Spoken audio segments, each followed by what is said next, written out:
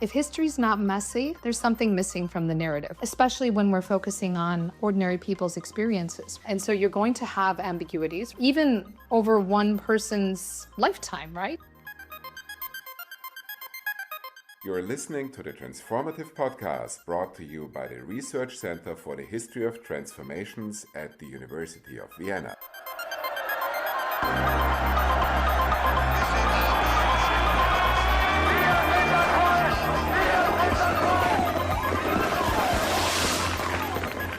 Hello and welcome to the Transformative Podcast with me, Rosamund Johnston.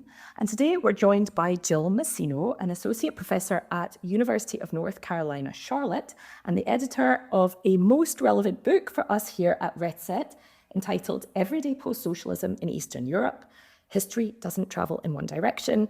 And if I understand it correctly, this was brought out last year by Purdue University Press. Correct. So first of all, congratulations on the book, Jill, and thank you very much for joining us for the podcast today. Thank you for having me. So I wanted largely to ask you about this publication.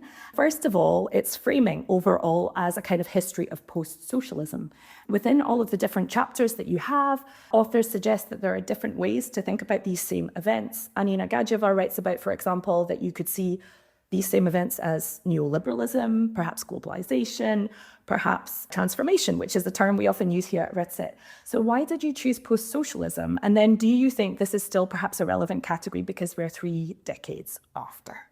Let's start by acknowledging that I do think it's an imperfect term. It's still contested. Scholars ascribe different temporal parameters to it. So some might designate the post-socialist period as beginning right in 89 or 91 and ending with EU accession in 2004, 2007. And then they might use the term pluralism or maybe globalization or maybe neoliberalism, or maybe they're just not using post-socialism altogether. Some prefer the more teleological transition. Clearly we don't. Or the less teleological transformation, which is the case with RedSet. But we believed for our purposes, post-socialism was the most appropriate for capturing what we hope to convey in the volume. Number one, it explicitly includes a reference to what came before it, namely socialism. So we see the two periods as working symbiotically and as lenses through which the other can be understood, and we would argue must be understood. And it's really precisely because post-socialism also evokes this early socialist period, we believe it's most suited and resonant for analyzing East Europeans' everyday life. Maybe not politics, maybe not the economy, but for everyday life, we think it is. So we really feel like it captures this fluidity and spillover between the two periods, so post-socialism and socialism and their interrelationship. We also believe it challenges this linearity associated with transition and clearly underscores some of the legacies and continuities that we see between the socialist and post-socialist period on multiple levels, right? So styles of leadership in the form of rampant corruption, institutional dysfunction, the nature of social relationships, the way in which people have managed this post-socialist period or gotten by, right? So very similar to often what they did during the socialist period. And then, of course, the book's title, it's about the multi-directionality of history, right? Looking at continuities and legacies and reversals. So it only makes sense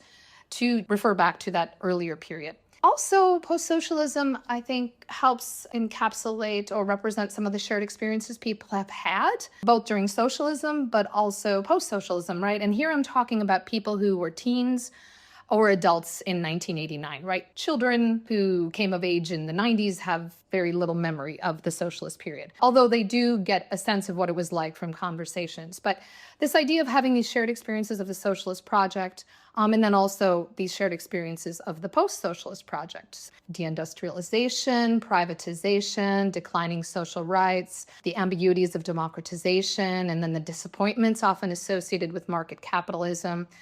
And maybe some more positive elements, right? EU integration, opportunities for travel or for relocating abroad, etc.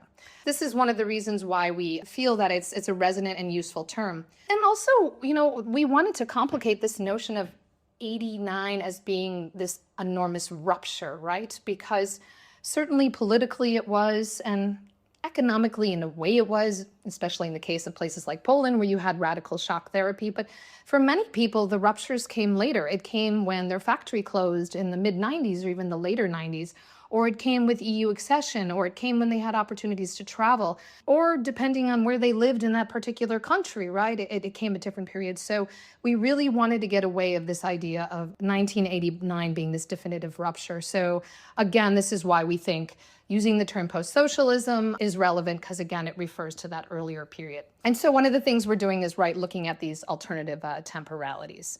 What I wanted to do was delve a little bit into the structure of the book, which is divided into 5 different sections, which you approach this sort of everyday post-socialism from. So to kind of overview them, they are employment or unemployment, you gestured to that there, exclusions of different sorts, continuities, searches for origins, which is quite an interesting one, and then questions of belonging. So I wanted to ask you about these divisions and how you and the fellow editor Marcus Wien kind of came to them, and whether you think they do kind of like add up to the main contours for understanding this kind of phenomenon of post-socialism in Eastern Europe.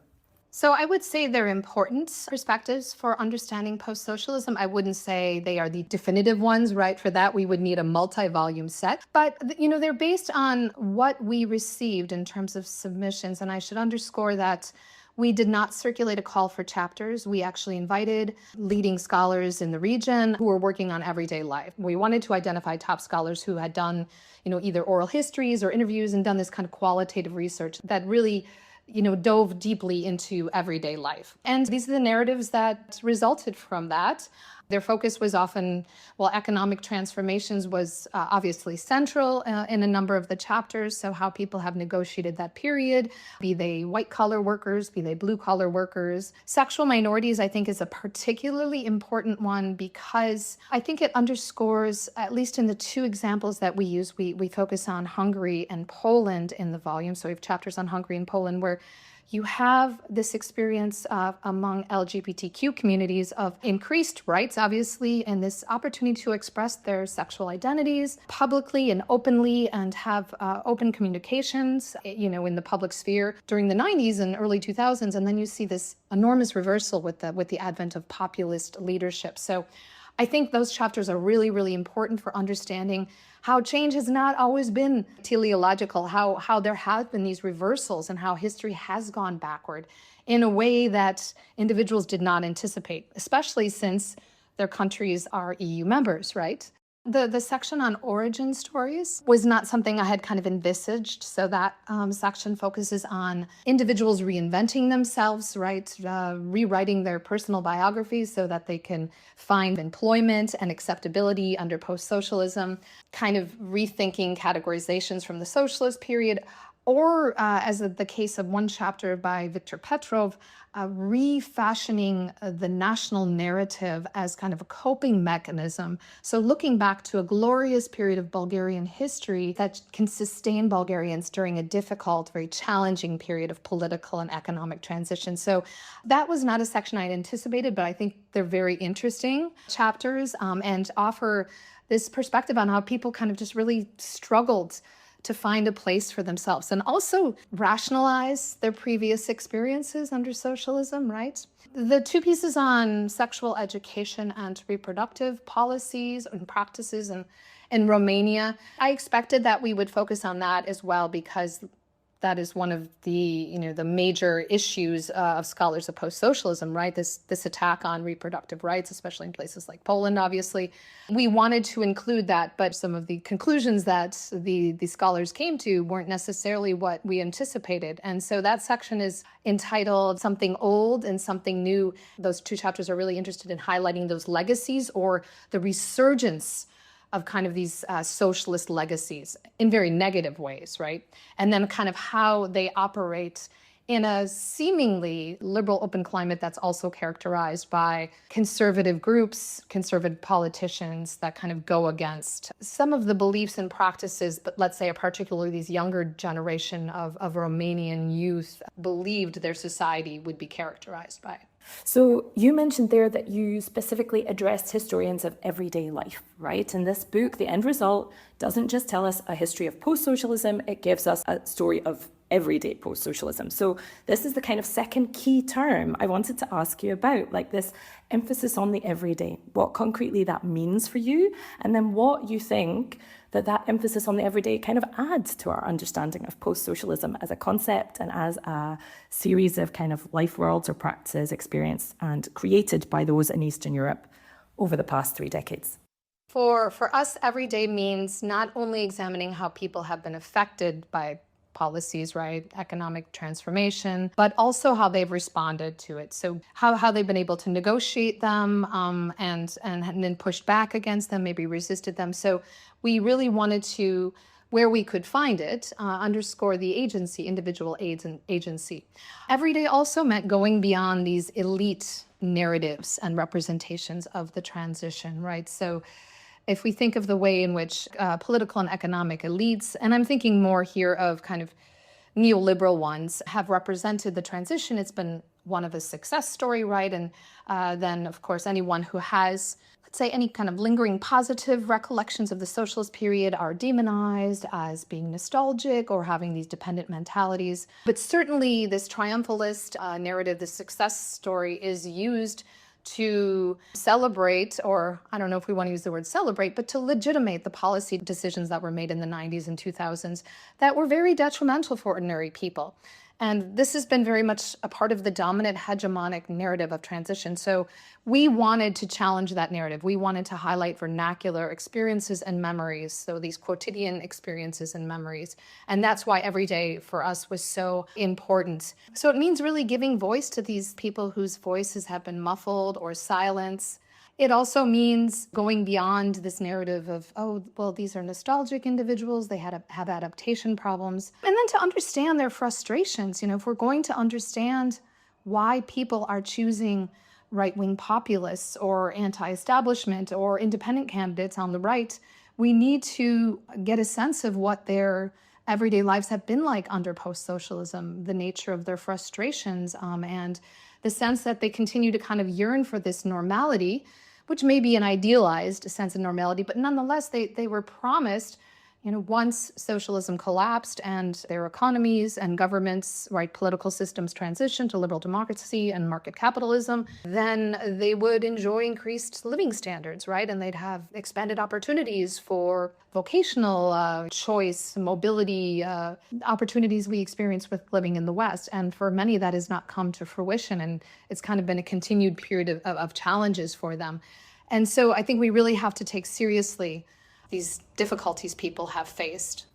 So to play devil's advocate now, in the introduction that you write, you definitely really articulately kind of state some of these negative aspects, right, of this transformation or post-socialist period, which is, I think you've argued really well here, absolutely warranted in terms of rising inequalities, a whittling away of social protections, rampant corruption, all of that is demonstrated amply in the book.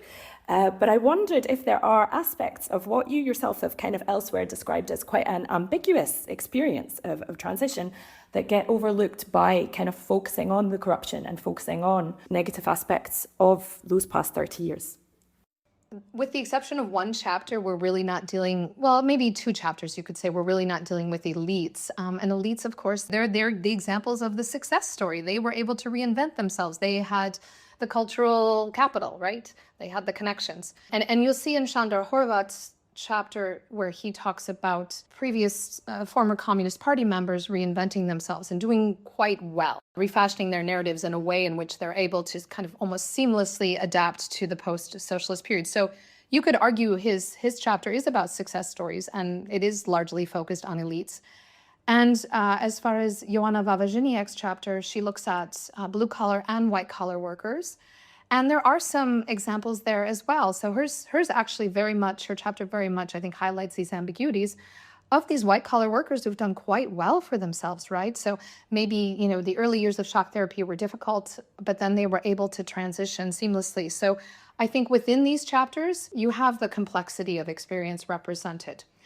I would say for those that don't focus on elites, and most of the chapters don't, it is a bit more negative. However, let's go back to the 2 chapters on sexual minorities by Kościanska and Rankin. where they saw this period of the 90s and early 2000s as a kind of maybe close to a golden age for sexual minorities. So even within this period of post-socialism, you do have recollections, you have memories of a more positive time and hopeful and optimistic time. And then, unfortunately, with the shift towards populism, right, and of course, not only the change in legislation, but also the everyday discursive and often physical violence that is associated with it. Currently, their experiences are quite negative, and that's causing them to question kind of, okay, well, what is our nation about? So I think in the introduction, I might be highlighting a bit, or we might be highlighting a bit more the negative aspects, but it's in part also to explain why people are feeling the way they have. And a last question now, which is, you have done a great deal of work kind of already on this period yourself. You published your first monograph, Ambiguous Transitions, kind of about the transition from socialism to post-socialism in Romania, right? And I wanted to ask about how this dialogue that you've had in the course of editing this book with scholars from around the region and beyond, whether it's kind of reinforced some of the findings that you had in your initial kind of like extensive research into the Romanian case, and or whether it sort of challenged you in certain ways and made you rethink, for whatever reason, some of the findings you came to in your first monograph. I would say absolutely it reinforced my findings in my first monograph. We'll go back to the title or subtitle, History Doesn't Travel in One Direction. Initially it was the title, but it was changed to the subtitle. Let's just say, as a historian, I believe, and I tell my students this, that if history's not messy, there's something missing from the narrative, right? If we don't see a great deal of ambiguities, then maybe something's missing from the narrative. And I think, especially when we're focusing on ordinary people's experiences, because we're focusing on so many different groups in this book alone. And so you're going to have ambiguities, ambiguous experiences, even over one person's lifetime, right? And their particular experiences of, let's say, the 90s versus the 2000s, the early 2000s, and then 2010s, right? So certainly, I would say, as I did in my monograph, I think these ambiguities are largely related to this disconnect between, on the one hand, these increased expanded political and civil rights, right, which they did not have under socialism, but then yet the declining social and economic rights, which again, many people are experiencing, with the exception of those who've managed to weather the changes well, right, the elites, and who were those, were able to kind of more or less reintegrate or retool themselves. And I think, the ambiguities are also evident in the fact that there wasn't major systemic change. Yes, liberal democracy, so there was a transition from authoritarian systems to multi-party systems and liberal democracy and the adoption of market capitalism, but you still have a great deal of institutional dysfunction. We've talked about corruption. And we've talked about how people still have to use these, previous forms of managing to get by, right? So working in the informal economy, using barter system. I think these are the continuities. And why is this an ambiguity? Well, this is not what people anticipated. So they had a different kind of sense of what the post-socialist period would look like. And there's a great deal of disappointment and resentment associated with that. And I will say, this kind of loss of faith and optimism.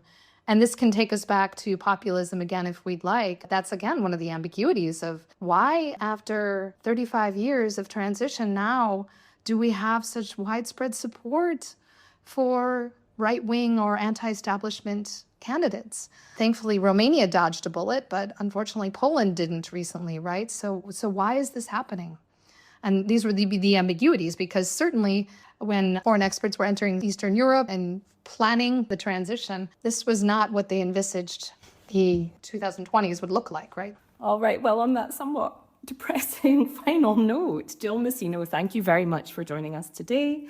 And thank you very much for listening to the Transformative Podcast. See you again next time for another episode. And Rosie, thank you so much for taking time to read our book. Thank you. It was a pleasure.